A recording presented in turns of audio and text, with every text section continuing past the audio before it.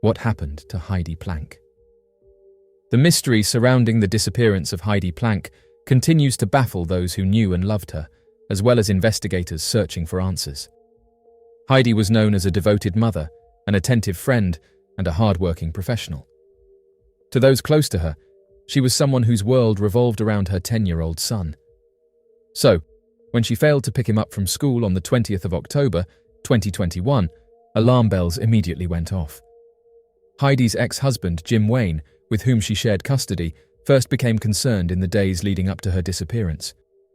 Between Sunday the 17th of October and Wednesday the 20th, both he and their son had tried contacting Heidi multiple times. She did not respond to text messages or calls. While it was unusual for her to be unresponsive, Jim initially chalked it up to a possible misunderstanding or distraction. Still, he knew Heidi would never miss picking up her son without reason. When she failed to appear on Wednesday afternoon, he knew something was terribly wrong. Earlier that week, on Sunday afternoon, Heidi had attended her son's football game in Downey, located in Los Angeles County. She left at halftime, and Jim recalled that something about her demeanor seemed unusual, though he could not quite place it. That same evening, around 6:30, surveillance footage captured Heidi walking her beloved dog, Seven, near the corner of Hope and Flower Streets in downtown Los Angeles. Just 30 minutes later, Seven was found alone inside a high-end apartment building nearby, raising immediate concern. The dog, always by Heidi's side, never strayed from her. The fact that Seven had been left behind without her suggested that something had interrupted Heidi's night. For the next 2 days, friends and family continued trying to reach Heidi. The silence was both strange and unsettling. It was only on the 20th of October, when Heidi failed to pick up her son, that the concern turned into action. Jim Wayne filed a missing persons report with the Los Angeles Police Department, officially launching the search.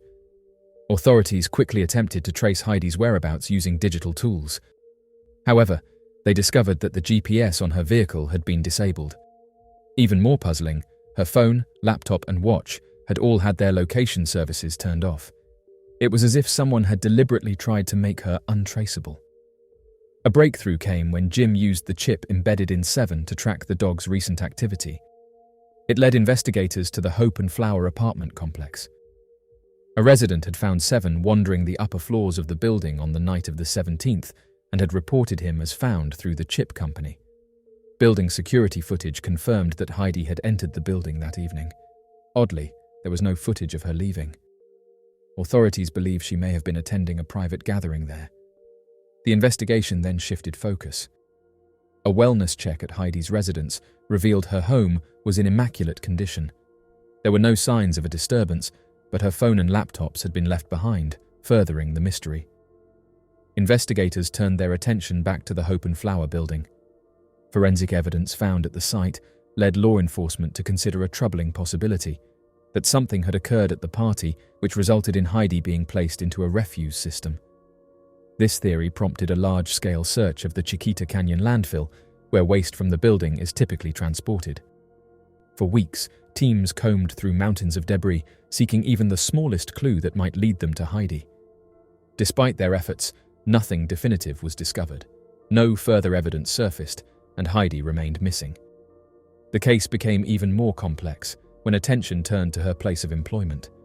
Heidi worked for Camden Capital Partners, and it was revealed that Jason Sugarman, a managing partner at the firm, had been charged by the Securities and Exchange Commission. Allegations included the misappropriation of millions of dollars from a Native American tribe's pension fund. While there was no direct link tying Heidi's disappearance to this case, the coincidence raised questions. Some speculated whether her knowledge of company dealings could have played a role in what happened. As months passed with no answers, public interest in the case grew. Theories circulated, ranging from personal foul play to involvement in larger corporate wrongdoing. Still, despite the attention, Heidi's case remains unsolved. At its core, the story of Heidi Planck is not just one of mystery, it is one of a woman who was deeply loved by her son and those around her. Her sudden disappearance left behind a void that no theory or speculation can fill. For her family and friends, closure has remained out of reach. The unanswered questions, the surveillance footage, the silence of digital devices, and the abandoned dog all paint a picture that is unsettling and incomplete. Whether her vanishing is connected to personal circumstances, professional entanglements, or something else entirely, the search for Heidi continues, driven by the hope that one day the truth will come to light. The mysterious case of Donald Messier. The disappearance of Donald Messier from Waterbury, Vermont remains one of the most puzzling unsolved cases in the region. Known affectionately as Donnie, he was a kind-hearted, dependable and well-liked man, deeply rooted in his small-town community. Donnie's sudden vanishing in October of 2006 left his family and friends devastated, and in the years that followed, they searched tirelessly for answers. Despite numerous efforts from law enforcement, volunteers, and even specialized recovery teams, the case has remained shrouded in mystery, only gaining significant developments nearly 16 years later. Donnie was 34 years old when he went missing. He was the kind of man who made lasting impressions, described as a gentle giant, a teddy bear of a man, and someone who would give the shirt off his back to help someone in need. He was a hardworking individual who juggled 2 jobs, a night shift position at the Green Mountain Coffee Roasters plant and a part-time job at Billings Mobile gas station. He was not the type to leave town spontaneously, nor was he someone who sought out drama or danger. His sister, Amy Currier, spoke often of his devotion to family and his quiet strength, even as he worked through a difficult period following a divorce. Yet even amid that hardship, Donnie had begun showing signs of optimism. His therapist noted improvements, and he had expressed positive intentions about the future. The weekend of Donnie's disappearance began like any other. On Saturday, the 14th of October, he worked his shift at the gas station until around mid-afternoon, then visited his grandfather's shop to do some brake work. Later in the evening, he joined a friend to watch a NASCAR race in Duxbury. From there, he attended a social gathering in Waitsfield, where he was last seen in the early morning hours of Sunday, the 15th of October. Witnesses at the party described him as being in good spirits and appearing sober. He left the gathering sometime between 12:30 and 2 o'clock in the morning, and after that, no one heard from him again. Initially, there was no immediate panic. Amy, with whom Donnie was living at the time, assumed he had stayed with a friend, as he had plans the next day. However, concern quickly mounted when he failed to show up for work on Monday at the coffee roasters plant. Donnie was reliable to a fault, and not showing up without explanation was entirely out of character. His family attempted to contact him repeatedly, but his phone soon went straight to voicemail. On Wednesday, the 18th of October, they reported him missing to the Waterbury Police Department. The case was soon transferred to the Vermont State Police, who launched a public appeal for information. One of the most baffling aspects of the case was the simultaneous disappearance of Donnie's bright red 1997 Ford F-150 pickup truck. The truck was distinctive, with Vermont plates, a dual exhaust, a moon visor, a black tonneau cover, and NASCAR stickers in the rear window. Despite extensive searches of nearby forests, quarries, and reservoirs, no trace of Donnie or the vehicle was found. Search efforts extended to the Waterbury Reservoir and granite quarries in Barr.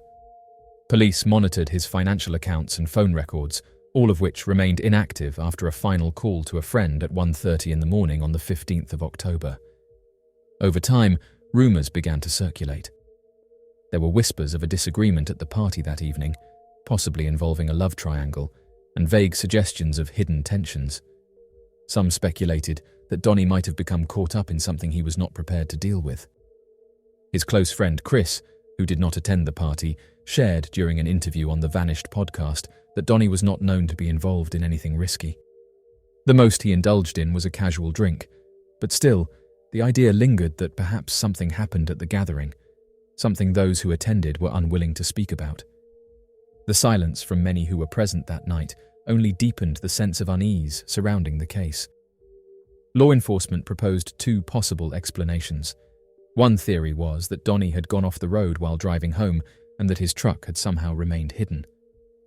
Vermont's wooded and mountainous terrain can easily obscure a vehicle, especially if it ends up in a body of water or remote ravine. The other theory revolved around emotional hardship, that perhaps Donnie had been overwhelmed by recent life challenges. However, his family strongly disputed that idea. Donnie had been showing signs of recovery and enthusiasm for rebuilding his life. Moreover, the complete absence of his vehicle for years made either theory feel incomplete. For more than 15 years, Donnie's family pressed on, organizing search efforts and keeping his memory alive. His case remained active on the Vermont State Police website, and tips continued to trickle in, though none yielded breakthroughs. In October of 2021, a glimmer of hope emerged. Adventures with Purpose, a volunteer organization specializing in underwater searches for missing persons, joined the effort. They explored the Waterbury Reservoir, believing at one point they had found a match for Donnie's truck, but it turned out to be a sunken boat. Then, nearly a year later, in early October of 2022, just days after what would have been Donnie's 50th birthday, the search yielded results. A sonar scan conducted in the Winooski River in Duxbury revealed an object resembling a pickup truck. It was submerged in roughly 10 feet of water near the riverbank by the Duxbury Community Gardens. A diver was able to confirm the license plate, matching it to Donnie's missing vehicle. After all those years, his truck had been resting in a location not far from his last known whereabouts. Following the discovery, law enforcement took over the investigation. The Vermont State Police scuba team and crime scene search team attempted to extract the truck with care, hoping to preserve any potential evidence. Unfortunately, during removal, the vehicle flipped, and it remains unclear whether this compromised any material inside. Though some personal belongings were recovered, including a watch, a jacket, and glasses, no human remains were found. Officials stated they could not confirm whether Donnie had been in the truck when it entered the river. The discovery of the vehicle brought new momentum to the case, but left many questions unanswered. If Donnie had driven into the river, how did no one spot the truck for over a decade? Given the relatively shallow depth and proximity to populated areas, some found it difficult to believe that the vehicle remained undetected for so long. In November, volunteers conducted further searches along the riverbanks, retrieving various items, including compact discs, clothing, fragments of bone, and even a firearm. Whether any of these items are connected to Donnie remains uncertain. All evidence was turned over to the authorities for analysis. To this day, the disappearance of Donald Messier continues to weigh heavily on those who knew him. The recovery of his truck has offered some measure of progress, yet so many questions remain. Did something happen at the party that night? Did Donnie veer off the road by accident? Was there another explanation entirely? Until clear answers emerge, his loved ones remain in a painful limbo, clinging to the hope that someday they will know the truth. The case of Donald Messier is more than just a mystery. It is the story of a kind, humble man who mattered deeply to those around him. His absence left a wound in the community that time alone cannot heal. As new information is examined and fresh leads followed, one thing remains certain: Donnie's family, friends, and those who knew the true depth of his character will not give up until his story is complete. His case stands as a reminder of the importance of perseverance, of holding on to hope, and of never letting go of the search for truth. The mystery of Logan Schindelman. Logan Schindelman was a bright and talented young man whose mysterious disappearance has left family, friends, and investigators searching for answers. Known for his kind heart, poetic soul, and sense of humor, Logan was well liked by his peers and loved by those closest to him. A former football standout at Tumwater High School, Logan graduated in 2015 and briefly attended Washington State University before deciding to leave school and return home to live with his grandmother and half-sister. He worked a series of jobs and was, by most accounts, still searching for his path in life. Born on the 27th of June, 1996, Logan was of mixed heritage. His mother was biracial, and his father, whom he never met, was of Saudi Arabian descent and lived overseas. Logan's mother, Hannah, remained part of his life, but it was his grandmother, Ginny, who was given legal guardianship so Hannah could attend art school in Olympia, Washington. As Logan reached the end of high school, he began struggling with a sense of identity. Those close to him reported that a classmate's inappropriate comment deeply affected him and led him to withdraw from some of his social circles, leaving him feeling increasingly isolated. The last confirmed sighting of Logan was on the morning of the 19th of May, 2016. He and Ginny briefly spoke before she left for her job at the Washington State Department of Ecology. Logan told her he had experienced an epiphany, something that seemed important to him, but the details were never shared, as Ginny asked if they could continue the conversation later that evening. Unfortunately, that conversation never happened. When she returned home, Logan was gone. That night, Logan's phone pinged in the area near his mother's home. Ginny, assuming he had gone to visit Hannah, was not initially alarmed. However, Logan had not gone to see his mother, and he never returned home. The following day, when Logan was still missing, concern began to grow. Unbeknownst to his family, Logan's black 1996 Chrysler Sebring convertible had already been discovered the day prior, on the 20th of May, abandoned on the shoulder of Interstate 5 near mile marker 92. Multiple 911 calls had been made about the car drifting across lanes. Witnesses reported seeing a man matching Logan's description jumping out of the moving vehicle and running toward the nearby woods. By the time law enforcement arrived, the driver had vanished. Days later, when Ginny went to the Thurston County Sheriff's Office to report Logan missing, she learned that the vehicle had already been impounded. She retrieved the car and searched it herself, unaware that she might be disturbing potential forensic evidence. Inside the vehicle were Logan's belongings: video games, football gear, clothing, snacks, and approximately $20 in cash. His wallet, Idaho, and cell phone were still in the car, as well as his EpiPen, something he typically carried due to a nut allergy. Over time, questions surrounding Logan's disappearance deepened. In 2017, a woman came forward with new information. She claimed to have seen two men near Logan's abandoned car on Interstate 5 around the time of the incident. A sketch of one of the men was released to the public, but the identity of either individual remains unknown. Investigators have never confirmed whether these men had any connection to Logan or whether the tip was reliable. Theories about Logan's disappearance vary. Some believe he may have had a psychological break or was grappling with deeper personal struggles. Others suggest the possibility of foul play, especially given the strange circumstances surrounding the car, the presence of other individuals, and the lack of concrete evidence. The idea that Logan simply chose to walk away from his life is difficult for his loved ones to accept, especially considering he left behind items he valued, including his phone and ID. Logan was 19 years old when he disappeared. He stood approximately 6 feet tall, weighed between 170 and 190 pounds, and had brown eyes with black hair usually kept closely shaved. At the time he was last seen, he was believed to be wearing a black windbreaker, jeans, a white shirt, and possibly Nike sneakers. He also had a small scar on his left forearm below the elbow. As of now, Logan's case remains open but unsolved. Despite widespread media attention and appeals from his family, no verified sightings or new developments have surfaced. His loved ones continue to hold out hope that one day they will learn the truth about what happened on that spring day in 2016. Stanley Meyer was an American inventor who claimed to have developed a car that could run entirely on water without the need for any other fuel. His invention, known as the water fuel cell, was said to use a process known as electrolysis to separate water molecules into their constituent parts, hydrogen and oxygen, which would then be used to power the car's engine. Stanley Allen Meyer, born on August 24, 1940, resided primarily in East Columbus, Ohio throughout his life. However, he relocated to Grandview Heights, where he completed his high school education. Meyer possessed a strong passion for innovation, and following his graduation, he pursued a brief military career before considering enrollment at Ohio State University. Stanley Meyer, throughout his life, possessed numerous patents in various domains such as banking, oceanography, cardiac monitoring, and automobiles.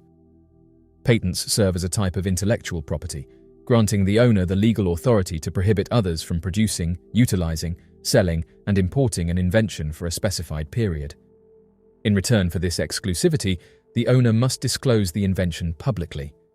Among all of Meyer's patents, the one that garnered the most attention and sparked controversy was the invention of a water-powered car. During the 1960s, Meyer created a patented device that had the capability to produce energy using water rather than relying on petroleum fuel.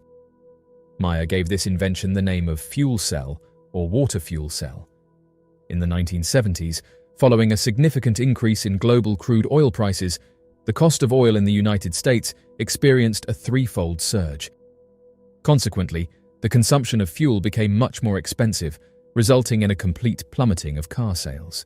The US government faced immense pressure due to a reduction in oil supply from Saudi Arabia.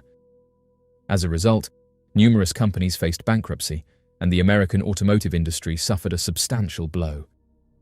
Stanley Meyer embarked on a mission to create a groundbreaking vehicle that would transform the American automotive industry.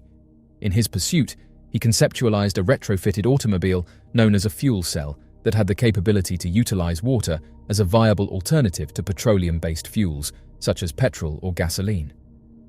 The objective behind this innovation was to reduce dependency on petroleum resources during an era marked by difficulties and challenges. If Stanley Meyer's assertion held true, his innovative invention could potentially spark a paradigm shift in the American automotive sector, resulting in significant cost savings for the global economy.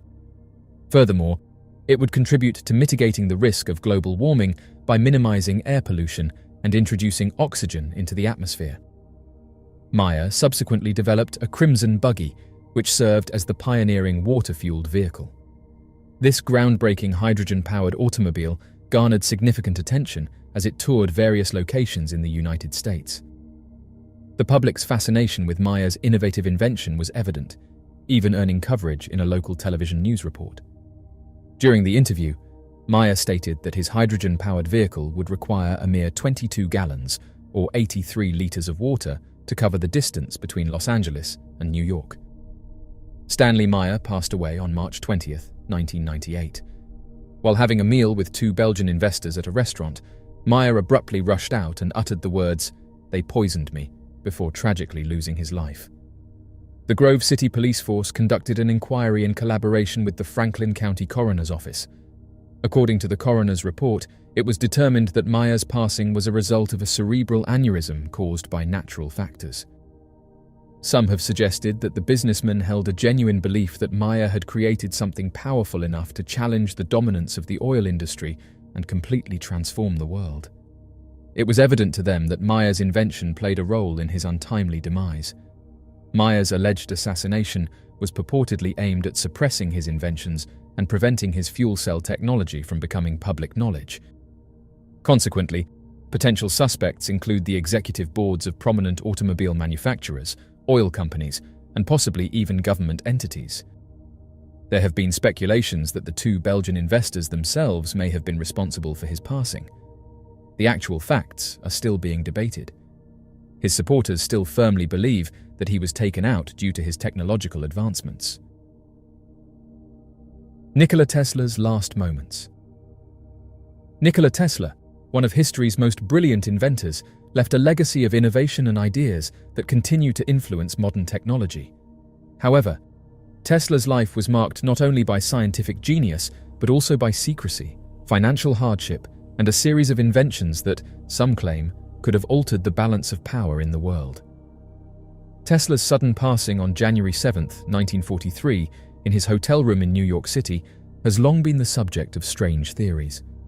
Many believe that Tesla was taken out by the government and that his groundbreaking inventions and research were seized by authorities immediately after his passing. Supporters of this theory argue that Tesla's technological discoveries, particularly those involving free energy, electromagnetic weapons, and wireless transmission of power, were seen as a threat by both the US government and other global powers.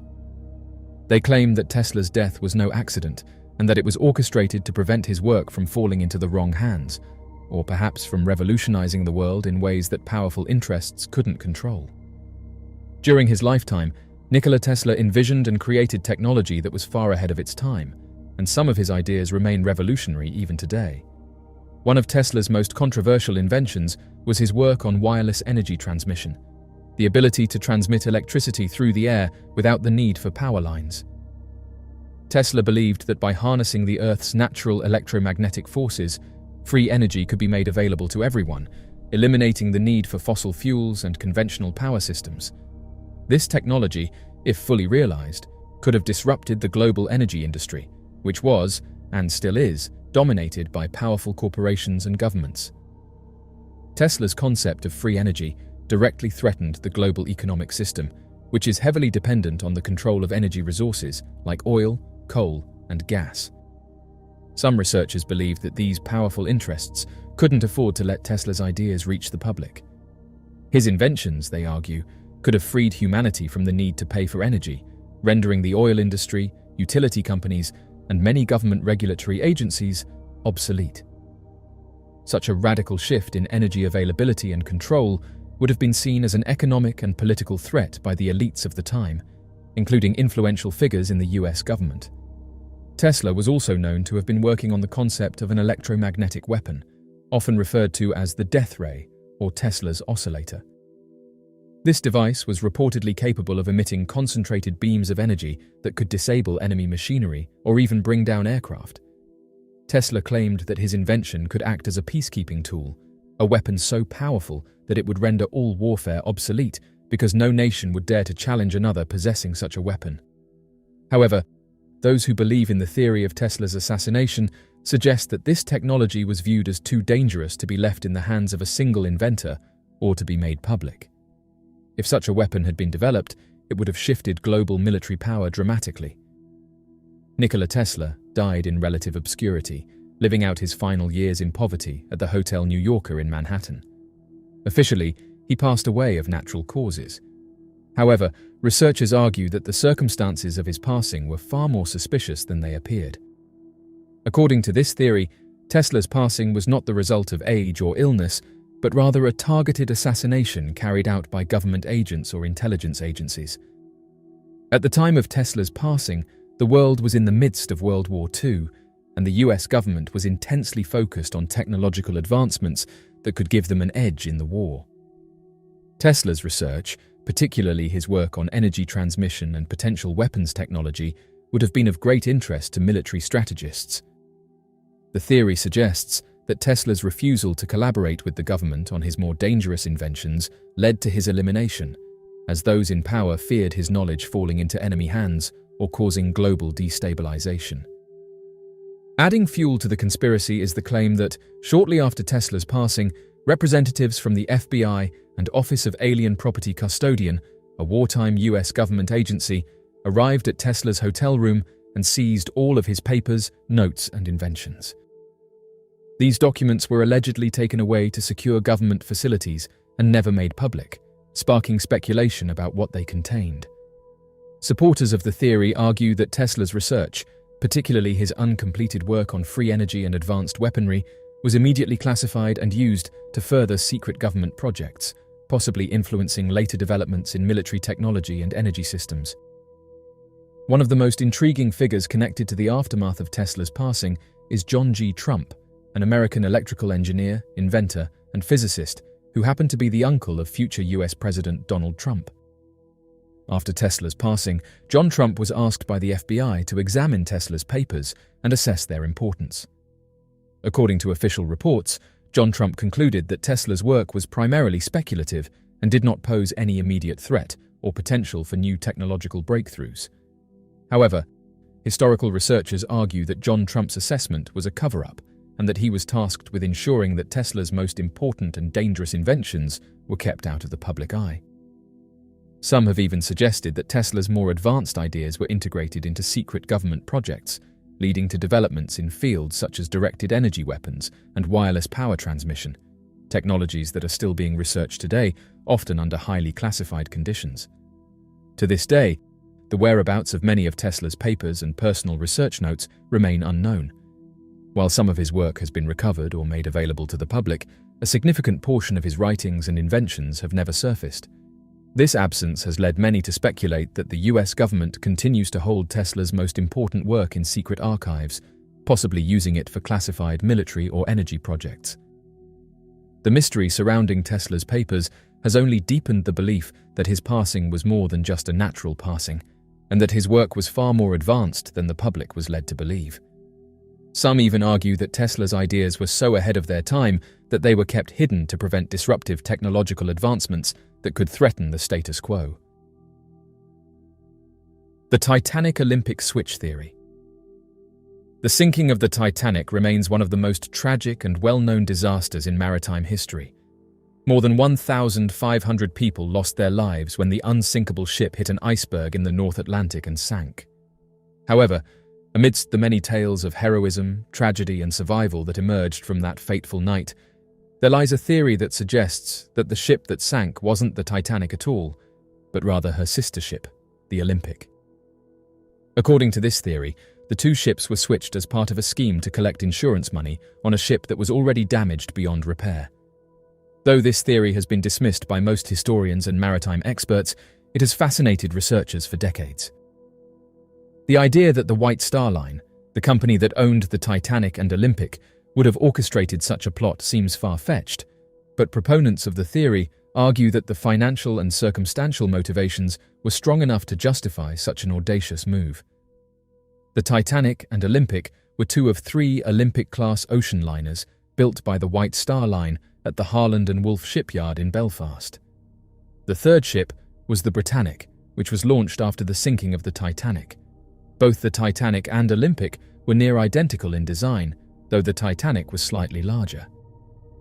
The Olympic was launched first, in 1910, and had already been in service for a year when the Titanic set sail on her maiden voyage in April 1912. However, before the Titanic's launch, the Olympic was involved in a serious accident. In September 1911, while on her fifth voyage, the Olympic collided with a Royal Navy cruiser, the HMS Hawke, off the coast of the Isle of Wight. The collision caused significant damage to the ship's hull and required extensive repairs. The fact that the Olympic was found to be at fault for the collision meant that the White Star Line could not claim insurance on the damage, leaving the company in a difficult financial position. It is this financial strain, theorists argue, that led the White Star Line to hatch a plan: switch the damaged Olympic with the brand new Titanic and intentionally sink the ship to claim insurance money. According to the theory, the ship that hit the iceberg and sank was not the Titanic at all, but rather the Olympic, disguised as her nearly identical sister. Proponents of the switch theory suggest that the Olympic and Titanic were secretly swapped while both ships were docked in Belfast during repairs and finishing touches before the Titanic's maiden voyage. Since the two ships were nearly identical in appearance, it would have been relatively easy, according to the theory, to change the names on the ships, adjust minor details, and send the Olympic out under the Titanic's name. The theory holds that the Olympic, which was financially unviable after the collision with HMS Hawke, was deliberately sent to its doom as part of an insurance scam. The White Star Line could then collect on the insurance policy, covering the costs of the damaged ship and avoiding the massive financial loss they would have otherwise incurred. In this version of events, the real Titanic remained in service under the name Olympic for several more years. The Olympic continued to sail successfully until her retirement in 1935, but according to historical researchers, it was the Titanic all along. Supporters of the Titanic-Olympic switch theory often cite several pieces of evidence to support their claim. While these points are largely speculative and have been debunked by maritime historians, they nonetheless form the basis of the theory. The starting point for the theory is the collision between the Olympic and HMS Hawke. The damage to the Olympic was severe, and the repairs were costly. Proponents argue that the financial strain caused by this accident gave the White Star Line a motive to switch the ships in order to avoid bankruptcy. The Titanic and Olympic were near identical in design, which would have made it easier to swap them. The only significant differences were minor interior features, which could have been changed quickly. For example, it is claimed that minor modifications to the ship's windows and the number of portholes were made during the switch. Some proponents of the theory point out that the Titanic was fitted with 16 lifeboats, plus 4 collapsible lifeboats, enough for only half of the people on board. They argue that if the ship had really been the brand new Titanic, it would have had more lifeboats, suggesting that the White Star Line knew the ship was going to be deliberately sunk and didn't bother to equip it properly. The White Star Line was owned by J.P. Morgan, the American financier and industrialist. Morgan was scheduled to sail on the Titanic's maiden voyage, but cancelled at the last minute, allegedly due to illness. However, he was later seen in good health in France. Theorists claim that Morgan knew of the planned sinking and avoided the ship deliberately. The Titanic Olympic switch theory persists as one of the many theories surrounding the Titanic disaster.